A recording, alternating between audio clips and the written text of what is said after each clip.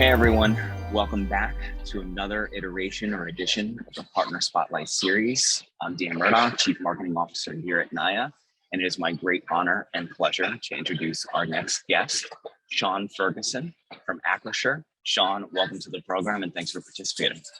Yeah, my pleasure, Dan. Thanks for having me. Of course. Sean, you are the National SVP of Voluntary Benefits at Acrisure. Would love by having you just kicking off our conversation by sharing a little bit about yourself, your history in the space, and your current role with Acrisure. Yeah, so Dan, my story actually starts 20 years ago this year. I was a sophomore in college and studying international business of all things, and was studying for finals. Had went to bed just like I did any night, only the next morning, or so I thought it was morning, woke up in an ambulance. And what had happened is I'm a diagnosed insomniac. I was on Ambien, my own medication, my own prescription, took my Ambien to go to bed and slept walk, got in my car, put my car through the center divider on the highway and my head through the windshield. At that point in time, I'm now wrapped up in the hospital, working 3 jobs, putting myself through school, wondering how am I going to pay tuition, let alone these bills. Well, thankfully, my mom said, you know what, Sean, I got this accident policy in a filing cabinet at home. Let me check it out. And long story short, it helped keep me on my feet while I was off.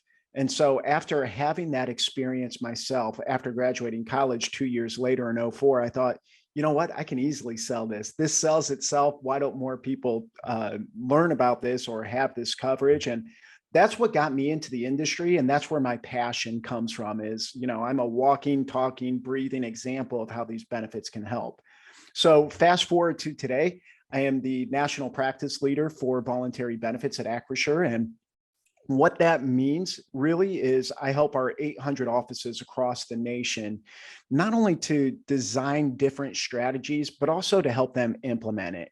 Everyone's sits on a different part of the spectrum from VB expert to not knowing how to spell VB. And I help them all with whatever level of help they want. So help them to round out their books of business, service their clients, and grow organically. Incredible, Sean. Yeah, your story speaks volumes to not only me, but millions of other Americans that have experienced a time in their life where they've needed healthcare and benefits to help them in a time of need, and it rising to the occasion. And we're certainly in the business of that shared value and outcome. In your opinion, I'd love to take this conversation next to what are some of the biggest challenges brokers are looking to solve in 2022 and beyond, and brokers and your clients itself would love for you to elaborate on that. Yeah, so right now we have 2 different events happening simultaneously. We have one, the Great Resignation, employees leaving, some not going back to work, some going to 1099 work as opposed to W-2, but employers really looking on how can I obtain and retain a high quality employee. We also have an event going on, the pandemic, which has caused a lot of employers to transition to a work at home or a hybrid environment where there's both at home and office work. And because of that, it's made benefit communication difficult. And so what we're finding is more than ever before, employers are expanding their benefit package because you have an employer in Southern Cal worried about an employer in New York City stealing their employees because that employee doesn't need to travel across the country to go to work now. And so they're looking to enhance the benefit package to really keep that high quality employee there. But then what they're finding is, hey, adding benefits to a platform is only netting about 8% participation. My employees don't understand it. How do I communicate those benefits? And they no longer have this group environment where we can pack everybody into a lunchroom, bring outside vendors in to really present and communicate the benefits to employees. So 2 events simultaneously. One, all employers are enhancing their benefit package by adding more voluntary benefits, but simultaneously, they're having a problem communicating the value of those benefits to their employees. Undoubtedly, Sean. And you've mentioned something extremely powerful to me in our conversations behind the scenes. Benefits are the single most important financial decision for Americans to make. Could you take the opportunity to elaborate on that, and particularly in light of today's challenges for everyday consumers? Yeah. So what we find is, a lot of my jobs, not only working with brokers and employers, but meeting with the employees themselves. And what we're finding is employees, in many cases, they get this paralysis by analysis. They know that this is the most important financial decision that they're making over the next year. Because when you think about it, this makes up a big portion of someone's disposable income, or after-tax earnings rather. And for most people, they're not buying a car every year. They're not buying a home. They're not sending kids to college. The benefit decision is their most important financial decision. And they understand that, and they want to get it right. And so they sit there and they analyze information they don't understand. And of course, that has this paralysis effect on them. They get this anxiety. And so they really want experts' help holding their hand, helping them to not only understand and digest the information in front of them, but to make a recommendation and to kind of share what others are doing, or what others are being recommended as well. So they take that, and from there, it almost becomes a blueprint for them. Most will obviously take an expert's opinion, but even if they don't, they at least kind of know where they're supposed to be, and they can pivot where need be based upon their personal situation, their personal financial situation. But absolutely, the most important financial decision most people make throughout the year is their benefits decision, and they want to get it right. It's important. Excellent point, Sean. And I think we're on a similar mission to empower consumers with an experience that can hopefully allow them to make informed decisions around their benefits, help them control their health and financial outcomes. And the level of accessibility to empowering a better benefits experience isn't just exclusive to the upmarket anymore, right? We're in a position to democratize or evangelize these solutions down market. Sean, if you could, please expand on that thought and how this trajectory is to the benefit of all employers. Yeah, thanks for asking that, Dan. At Acrisure, where I work, 85% of our clients are less than 100 employees. I mean, with 800 offices and 60,000 clients, we're kind of a microcosm of the US. So the US operates much the same way. We are run by small businesses. And as technology becomes more accessible, more affordable, it has come down market. And so now even that small employer group that might only have 10 to 20 employees, we're digitizing our book of business. What that means to us is we're moving them from paper, putting them on an enrollment platform.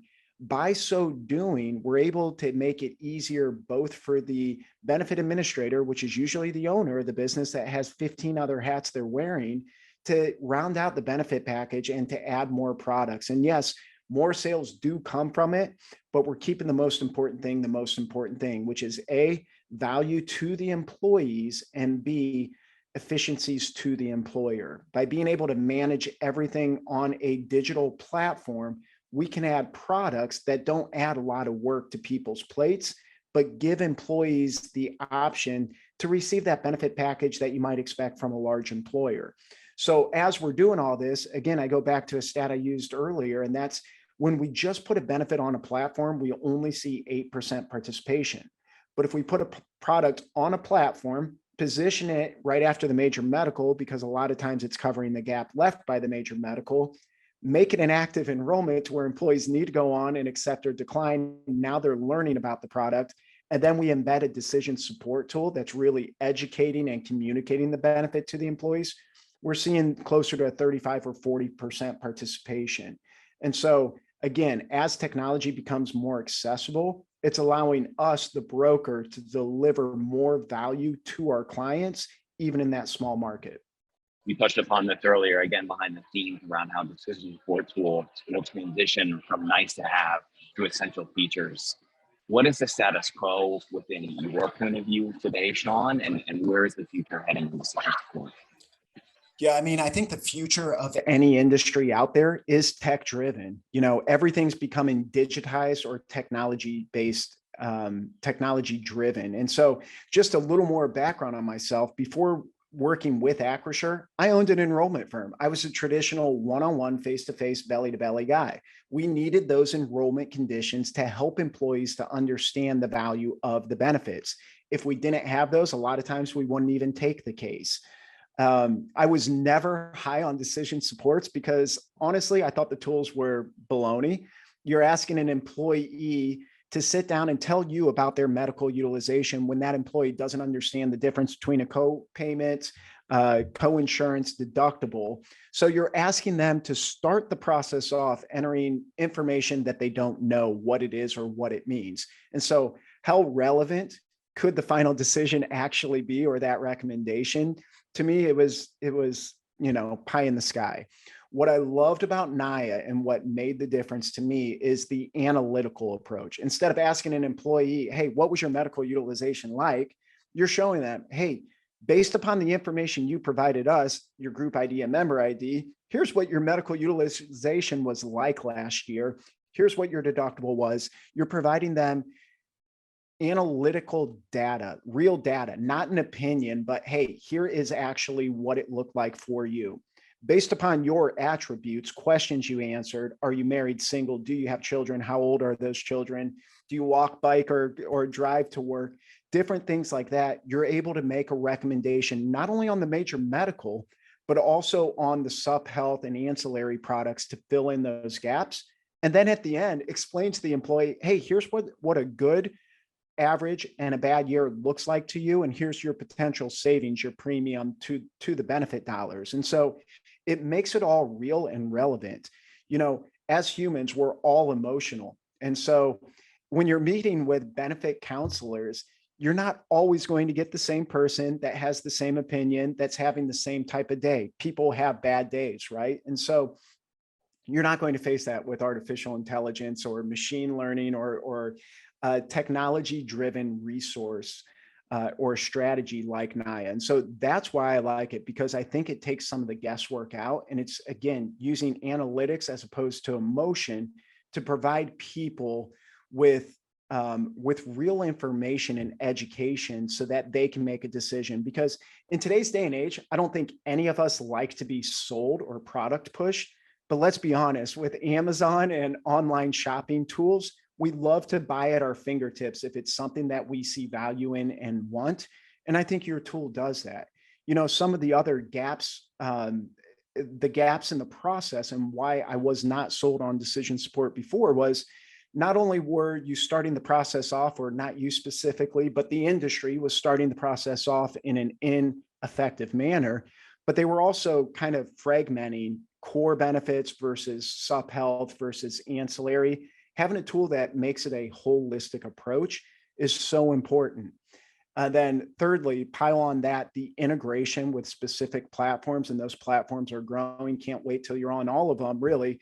But that integration is also key. An employee logging on and that user experience, being able to go through the decision support and have the recommendations shown on the screen, it makes it easier for the broker, for the HR or the benefit administration team, as well as the individual. We're finding about 75% of the employees are taking the recommendation in full. The other ones, they're thanking us for it still, because they're saying, you know what, I don't think I needed as much life insurance as recommended, or maybe I needed more. But I was able to use that, again, kind of as a roadmap that I could pivot from to make a benefit decision that I had confidence in instead of just guessing. Extremely well said, Sean. And a pleasure and honor to be partnered with you. And certainly your sentiments align with ours and on so many of those things that you just mentioned. And I'd be curious to understand if there's any other inspiring examples of ways that customers have been thinking about delivering education and engagement, or rethinking their benefit strategy as a whole in 2022. Would love for you to be able to elaborate on that if you can. Yeah, the one thing that I think most people, whether you're a benefits broker or even an employer, I think we're missing the mark on as an industry is pre-enrollment communication. We do a great job of sending out a brochure. Oh my gosh, great new benefits being offered, which is awesome. Don't get me wrong. We need to continue to do that. But we almost need to start communicating what we're going to communicate even. Helping people to see it multiple times. And what I mean by that is even technology platforms, enrollment platforms, give employees screenshots ahead of time saying, hey, this is what it's going to look like when you log in, and then you're going to come to this page. Just by an employee seeing that as they start to go through the experience, as opposed to being afraid of something new, they're going to start to kind of check the box. Oh yeah, I saw that before. They're going to get confidence in the process as they're going, because they've been communicated what that experience is going to look like beforehand. So I think pre-communication early and often is key, and also communication throughout the year. Some are doing this better than others. The Flint product with the digital postcard, I think is great. I wish more would be using that product. But in general, just more communication. Obviously, we don't want to overflow or flood someone with too much information to where they just start click and delete when it's coming through in an email. But in addition to emails, we should also be utilizing text messaging campaigns, giving it right to the employee's cell phone. Because I know if you're like me, you see that red icon and you need to erase it, right? You're going to check on that text message, see what it says.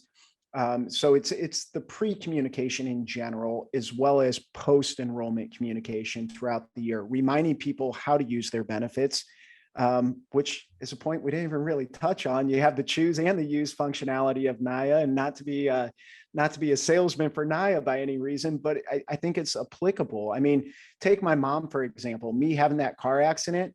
She remembered she had an accident plan because I almost died in a car accident.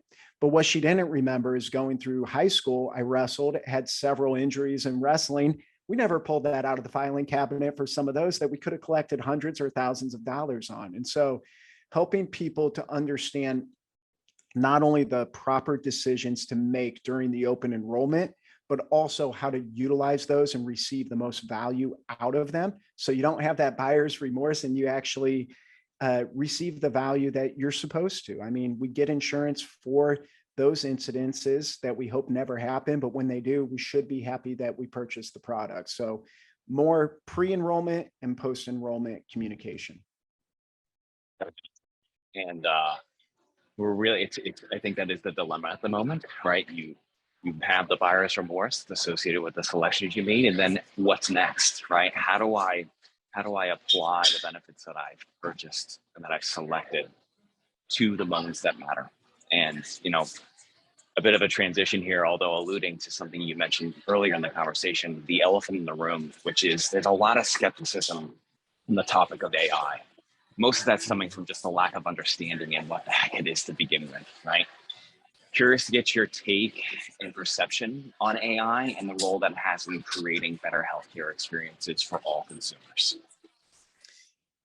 I think artificial intelligence, like technology in general, is starting to seep through in all areas of life. From Netflix movies being recommended to something showing up on Facebook or social media of a purchase that, maybe you happened to Google one time in the past. Artificial intelligence is, I think, extremely important because it is analytically driven, but it has to have that human touch element behind it. I don't see any point in time in this industry where technology and artificial intelligence is going to take over completely and put your job or my job at jeopardy, because people still want to talk to people. We still want that human touch. Pulling emotions out of a decision-making process to analyze the data and make a recommendation is important, but people are still emotional and they want that emotional touch as well. So the human element will always be important and required. And so it's mirroring the two. And, what is the best mix of that? And I'd say really more of both. I think we need to be more compassionate humans and really have that emotion show and be able to communicate well with our clients as well as our peers. But I think the more analytics and the more data we have is just going to optimize the experience for everyone and the end results. And so in short, it is a mixture. It's both that human touch aligned with the data analytics that AI provides. There's certainly a harmony that we need to strike here. And hopefully it's just about AI and technology better enabling or better positioning the human interaction, right? Like hopefully is the grand scheme of things, the idea to optimize the entire experience. And I'm very, very bullish on the role that technology, of course, has to play in that equation. Yeah, I think you nailed it. I mean, it's AI is ultimately helping humans to be more effective and efficient while still being able to add our human touch. I mean, we're still people at the end of the day. Exactly. Now, the last question I want to ask you in the course of this conversation, thank you again, Sean, for participating.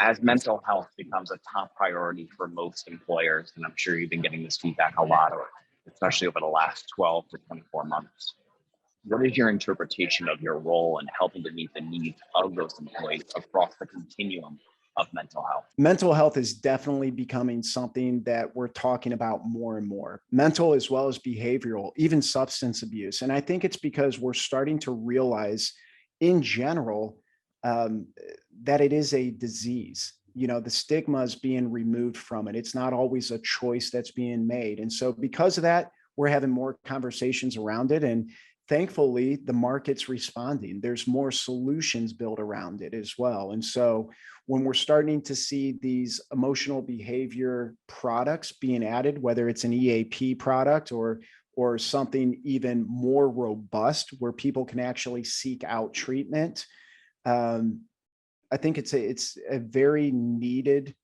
component of the market. And, thankfully, because that stigma is removed, more people are talking about it. More employers realize that people are suffering. And the pandemic's really expedited, I think, some of the uptake, because people working at homes, for some, work was their getaway from life, right? And now they're at home all day, every day, working from home. And so some of these emotional and behavioral issues have come more to the forefront. But again, the market is responding with new solutions, new strategies, new products, and more employers are adding that. Some selfishly, because they understand productivity does decrease unless you have someone that's the best version of themselves. Others really paternal or maternalistic and just want to take care of their people. But it's definitely at the forefront. We're having those conversations more and more. And there's great products out there that are meeting that need. Couldn't agree more, Sean. And we're looking forward to a brighter future where everyone's empowered to have the best life that they want to lead at their fingertips. And Sean, I just want to thank you again for joining us on the spotlight of partners and leaders within the industry. Can't thank you enough, Sean. And if there's a way for people to get in touch with you or get in contact, is there a preferred avenue for that to happen? Sure. Please email me at sferguson, Ferguson at Acrisure.com. It's been a pleasure participating and having this conversation with you. And if there's anything I can do to help any of the listeners, whether you're a broker, a potential prospect client, more than happy to have a conversation. And if I can't help, certainly point you in the right direction. Tremendous, John. Thanks so much. And thanks everybody for watching. If you're interested in learning more about NAIA or Acrisure, please feel free to reach out to us or visit NAIA.com. Take care.